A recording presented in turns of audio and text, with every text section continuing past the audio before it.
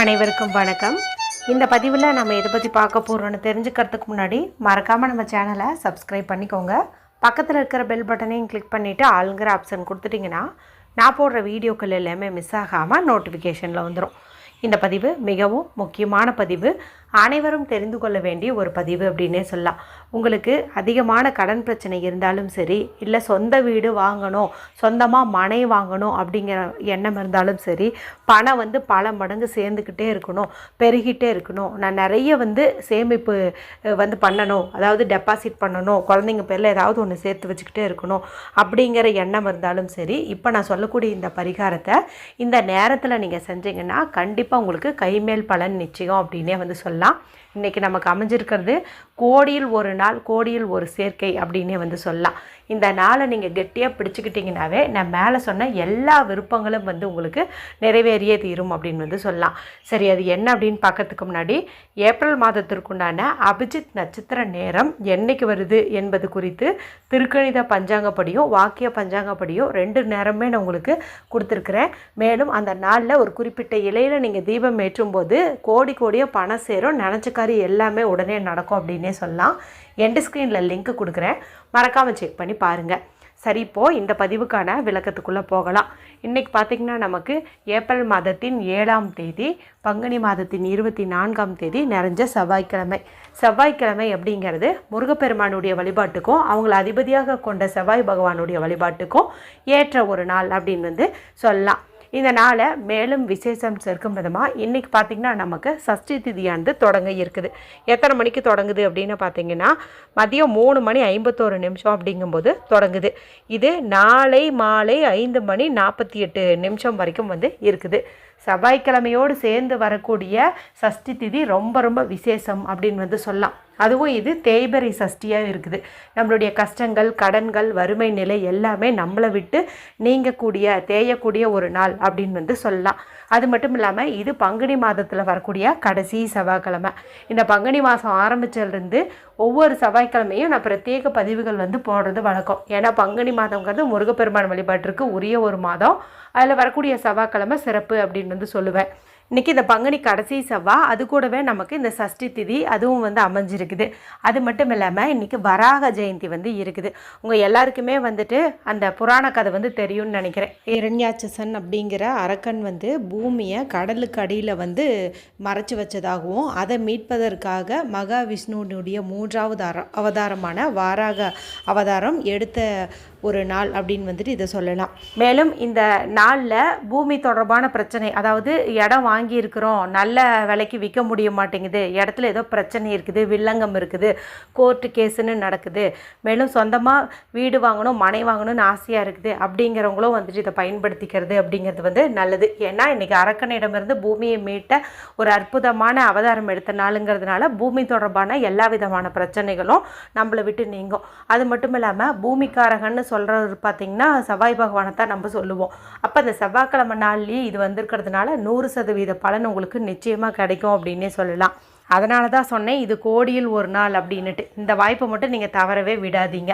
சரி, இப்போ நான் சொல்ல போகிற இந்த பரிகாரத்தை ஆண்கள் பெண்கள் யார் வேணுமானாலும் செய்யலாம். பீரியட்ஸ் டைம்லேயும் செய்யலாம், பிறப்பிறப்பு திட்டு இருந்தாலும் செய்யலாம், அசைவம் சாப்பிட்ருந்தாலும் செய்யலாம், வேற்று மதத்தை சார்ந்தவங்களாக இருந்தாலும் தாராளமாக செய்யலாம். இன்றைக்கி நாள் முழுவதுமே இந்த அமைப்பு இருக்குது அப்படின்னாலுமே நான் சொல்லக்கூடிய இந்த ஒரு நேரத்தை நீங்கள் பயன்படுத்திக்கிட்டிங்கன்னா இன்னும் உங்களுக்கு அற்புதமான பலனை இது கொடுக்கும். நான் இதில் உங்களுக்கு 2 நேரம் கொடுக்குறேன். 2மே பார்த்திங்கன்னா சிறப்பான நேரம் தான். 2ல் உங்களுக்கு எது வசதிப்படுதோ அந்த நேரத்தில் இதை நீங்கள் செஞ்சிருங்க. முதல் நேரம் என்ன அப்படின்னு பார்த்தீங்கன்னா மதியம் 1:12 1:30 மொத்தம் பார்த்தீங்கன்னா 18 நிமிஷம்.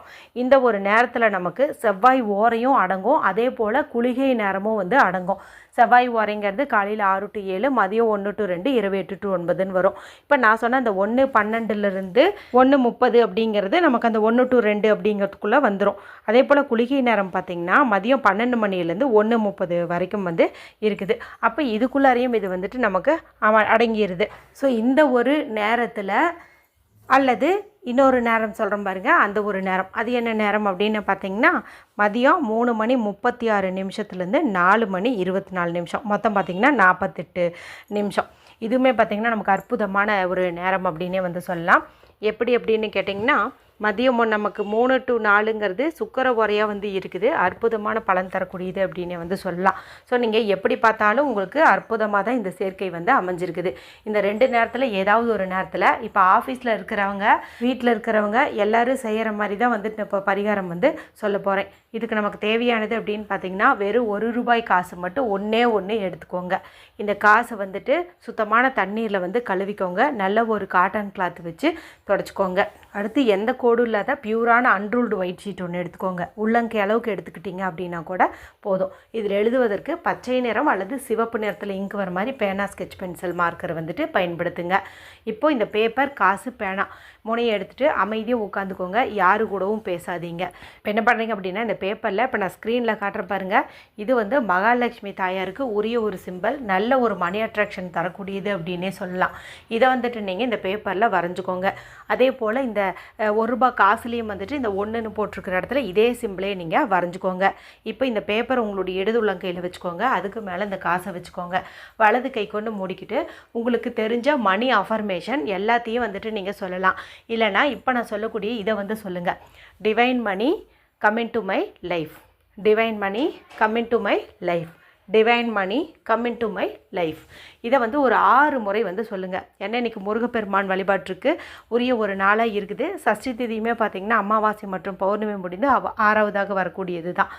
மேலும் இன்றைக்கி தமிழ் தேதி பாருங்கள் 24, இதனுடைய கூட்டுத்தொகையும் நமக்கு 6 தான். அதனால் 6 முறை வந்துட்டு இதை சொல்லுங்கள். சொல்லி முடிச்சதுக்கப்புறம் உங்களுக்கு நிறைய பணம் சேருது, வீடு வாங்கிட்டீங்க, இடம் வாங்கிட்டீங்க, வீடு சம்மந்தப்பட்ட பிரச்சனை நீங்கிடுச்சு, இடம் சம்மந்தப்பட்ட பிரச்சனை நீங்கிடுச்சு அப்படிங்கிற மாதிரி கற்பனை பண்ணுங்கள். அதன் பிறகு இந்த பேப்பரில் இந்த ₹1 காசை நீங்கள் மடித்து வச்சுக்கோங்க. இப்போ வீட்டில் இருக்கிறவங்களா இருந்தீங்க அப்படிங்கும்போது நான் சொன்ன இந்த 2 நேரத்தில் இப்படி காசை எடுத்து வைக்கிறதோட மட்டும் இல்லாமல் இதை கொண்டு போயிட்டு உங்கள் வீட்டில் தூரம்பருப்பு போட்டு வச்சுருக்கிற டப்பா இருக்குது இல்லையா, அதுக்குள்ளே வந்துட்டு நீங்கள் புதைச்ச மாதிரி வந்துட்டு வச்சுருங்க. ஏற்கனவே இது மாதிரி ஏதாவது பரிகாரம் பண்ணி காசு அதுக்குள்ளே வச்சுருந்தீங்கும்போது அந்த காசை ரீப்ளேஸ் பண்ணிவிட்டு இதை வந்துட்டு நீங்கள் வச்சுக்கலாம். இப்போ ஆஃபீஸில் ஒர்க் பண்ணிகிட்ருக்கிறவங்க, ட்ராவல் பண்ணிகிட்ருக்கிறவங்கெல்லாம் இதே மெத்தடை நீங்கள் செஞ்சுருந்தீங்கும்போது நீங்கள் இந்த சமயத்தில் துவரம்பருப்பில் வைக்க முடியாது இல்லையா. ஆனால் நான் சொன்ன இந்த 2 டைமில் தான் நீங்கள் காசை வந்து இந்த மாதிரி வந்து எடுத்து வச்சுருக்கணும். சரிங்களா. வீட்டுக்கு வந்ததுக்கப்புறமா பொறுமையாக உங்கள் வீட்டில் துவரம்பருப்பு போட்டு வச்சுருக்கிற டப்பாக்குள்ளார வந்துட்டு இதையை போட்டு வச்சுருங்க. இதை வந்துட்டு நீங்கள் மாற்றணும் அப்படின்னுங்கிற அவசியமே வந்து கிடையாது. இது எங்கே இருக்குதோ அங்கே வந்து செல்வம் சேரும், கடன் பிரச்சனை தீரும், சேமிப்பு வந்து உயரும் அப்படின்னே சொல்லலாம். இந்த நாளே வந்து சிறப்பு தான். பங்குனி கடைசி செவ்வாய், அதில் சஷ்டி திதி இருக்குது, அதே போல் வாராக ஜெயந்தி இருக்குது, முருகப்பெருமானுக்கு உரிய நம்பரானது தமிழ் தேதியினுடைய கூட்டுத்தொகையில் இருக்குது. எல்லாமே அற்புதமாக வந்து அமைஞ்சிருக்கிறதுனால எளிமையாக இந்த ₹1 நீங்கள் எடுத்து இப்படி வைப்பதன் மூலமாகவே நான் சொன்ன எல்லா விதமான விருப்பங்களும் வந்துட்டு உங்கள் வாழ்க்கையில் நிறைவேறும். நம்பிக்கையோடு செஞ்சு பலனடையுங்க. வீடியோ பிடிச்சிருந்தால் மற்றவங்களோடையும் ஷேர் பண்ணுங்கள், லைக் பண்ணுங்கள். மற்றும் ஒரு பயனுள்ள பதிவில் உங்களை சந்திக்கிறேன். நன்றி, வணக்கம்.